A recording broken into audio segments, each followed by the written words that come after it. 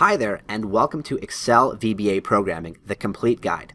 My name is Boris Pascaver, and I'm a software engineer based in New York City, and I'm really excited to introduce you to one of the most powerful tools available in the Microsoft Office ecosystem, Visual Basic for Applications. So what is Visual Basic for Applications? Visual Basic for Applications, also known by the popular acronym VBA, is an object-oriented programming language. Now, if you're unfamiliar with programming, if you've never written a line of code before, if the term object-oriented is unfamiliar to you, that's totally fine. This course is designed for complete beginners. All you need is a little bit of basic Excel knowledge. With that said, we know from popular culture that programming is the idea of giving instructions to the computer, a sequence of steps for the computer to follow in order to execute some kind of task. When it comes to VBA, VBA is used to automate tasks in Microsoft Office applications like Excel, Word, PowerPoint, Access, Outlook, and more. VBA consists of snippets of code that we call procedures or macros. Some people also call them subroutines, routines, or programs, all essentially different names for the same thing. But all of these snippets of code are just sequences of steps. Step 1, do this. Step 2, do this. Step 3, do this. Imagine that you have a real-life scenario where you want to explain to a coworker how to perform some kind of process in Excel, like modifying a daily report. You might call them over and say, the first thing I need to do is to highlight all of the headers in our top row and make them bold. Then change the font to this font, change the font size to this, perhaps add a border. Next, at the bottom of the worksheet, I want to perform a sum calculation on all of the columns. Perhaps after that, I want to add a chart or a table or a pivot table, and then let's say replicate this entire process across multiple worksheets, across multiple workbooks. The exact same way that you describe this Office process to a coworker is the exact same way that we're going to describe it to VBA. We're just going to use a different syntax, a different language in order to communicate with the computer. But anything that you can do in Excel in the main interface, you can tell VBA to do with code. So what can VBA help you do in Excel? Well, VBA is really great at repetition. It can help you perform the exact same operation on multiple spreadsheets or multiple workbooks or multiple rows. Whenever you need to execute a repetitive sequence of steps, let's say you run a report daily or weekly or monthly or every hour, whenever you find yourself doing the exact same process over and over again, you can write a macro that's going to automate the process of completing all those steps in order. VBA can also help you to create brand new Excel functions to use in the main Excel application.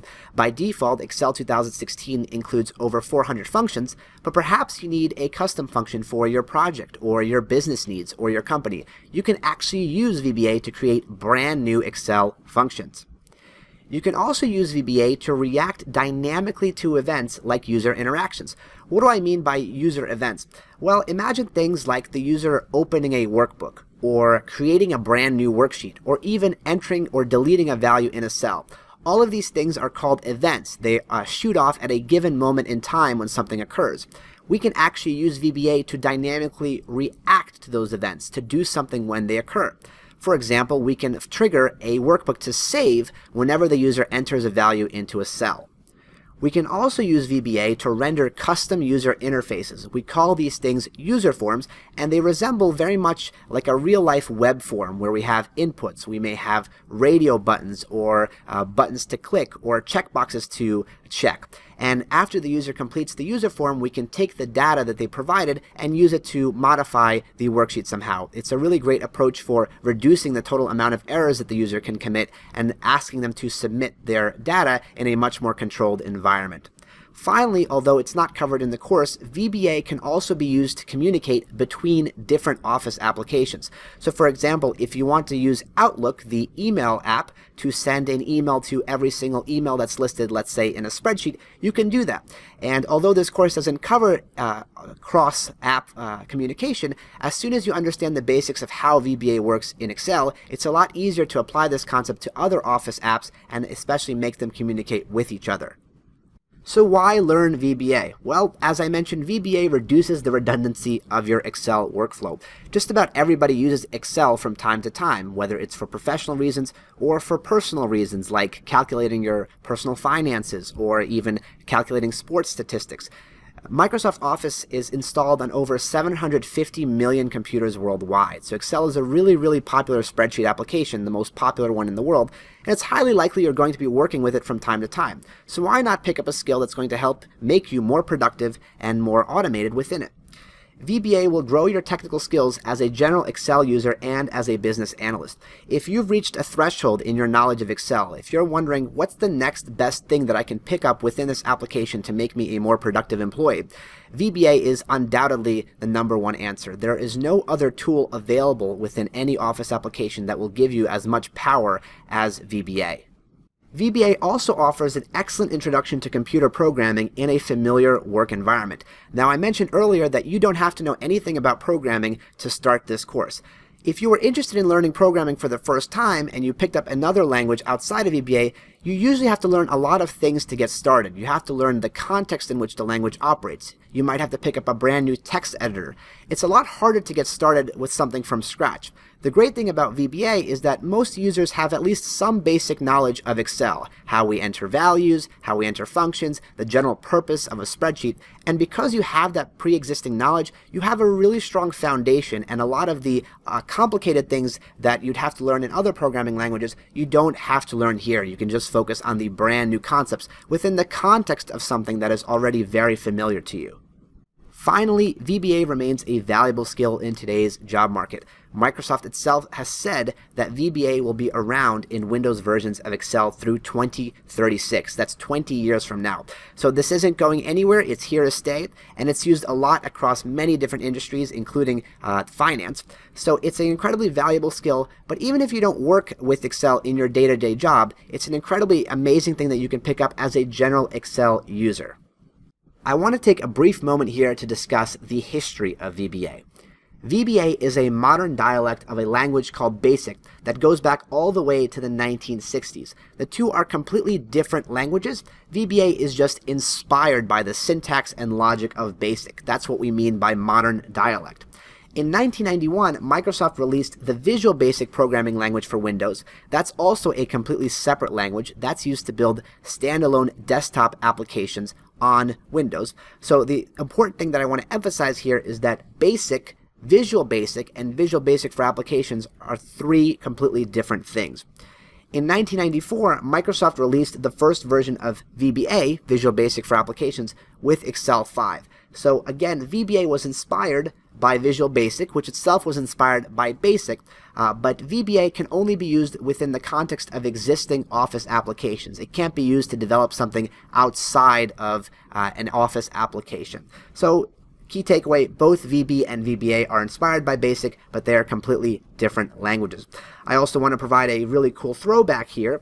This is actually what Excel looked like back in 1995, the very first version in which VBA was introduced. As I look at this, I'm kind of surprised because as much as it looks a little bit dated aesthetically, some of the things are not as stylish as they are in today's version of Excel. What I'm really most surprised by is how much things haven't changed. I feel like if I had to dive back into this version of Excel and use it for my day-to-day spreadsheet needs, I don't think it would be that difficult to just go into this one and use it as well. So it's really cool to observe how 20 years of Excel development have led us here, but how a lot of those common elements remain the same, even in this piece of software that is almost 20 years old. Alright, so let's dive into the prerequisites for the course. Before I dive into the technical requirements, I want to really emphasize the importance of participation and experimentation.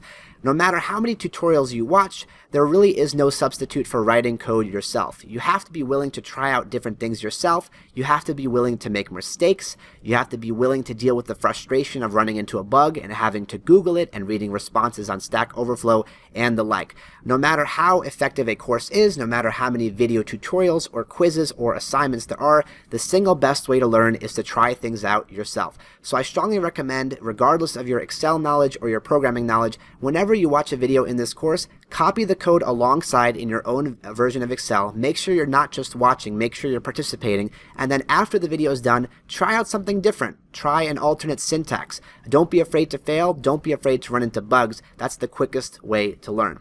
Now, as far as the technical requirements, you do need a working copy of Microsoft Excel. The good news is that VBA is pre-installed with Excel, so if Excel is working on your computer, there's nothing more that you need to install or to purchase or to configure. We're all good to go.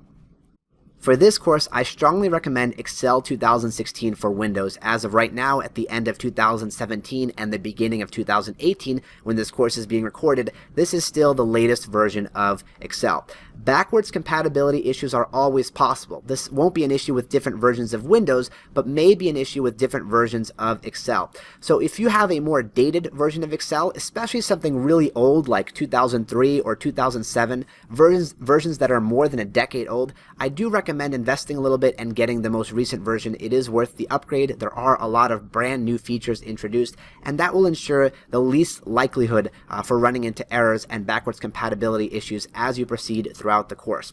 I want to point out that Excel for Mac is not supported. As much as Microsoft has tried, there are still a lot of major staggering differences between the Windows version and the Mac version. The Mac version really isn't great for VBA. It has a slightly different interface, and it's just too much of a challenge to have to deal with two different videos to do the exact same thing on two different platforms. In addition, Microsoft also offers Excel on things like iPad and iPhone and an Office web app in your browser, but none of those versions support VBA, so they're also not covered by the course. For this course, I also recommend an intermediate knowledge of Excel. I don't want to put any strict constraints on you. I don't want to say things like you need to know this function or this number of functions or this functionality. But essentially all this means is this won't be your first time using Excel. You should have some familiarity with this application, with what it's used for, with some of its most common functionalities. You should know how to change basic things like the font size, how to navigate across different spreadsheets, how to open workbooks and save them. Those basic common beginner operations should all be very comfortable to you. I do recommend a general knowledge of really common functions like SUMIF, COUNTIF, and VLOOKUP. This will come really handy.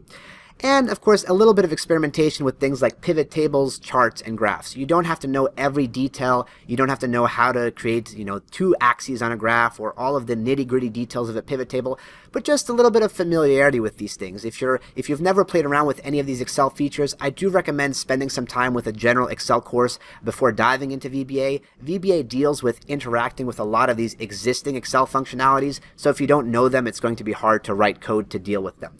Finally, I recommend a basic knowledge of data types. So you should be able to know the difference between a number and text, or even as a more complicated example, between an integer versus a floating point number. The more data types you know, for example, dates or booleans, or in programming terms, things like arrays, the easier the course will be to pick up for you. But again, as I mentioned, you don't need any concrete knowledge of programming to get started. That's all there is to cover in this lesson. I'm really excited to teach you how to use VBA. It's one of the most powerful things you can learn within an Office application to help you automate your workflow. I really hope you're excited as well. And in the next lesson, we'll begin our journey into VBA by enabling the Developer tab within Excel, which will allow us to actually interact with Visual Basic for applications. Hope you're excited, and I'll see you there.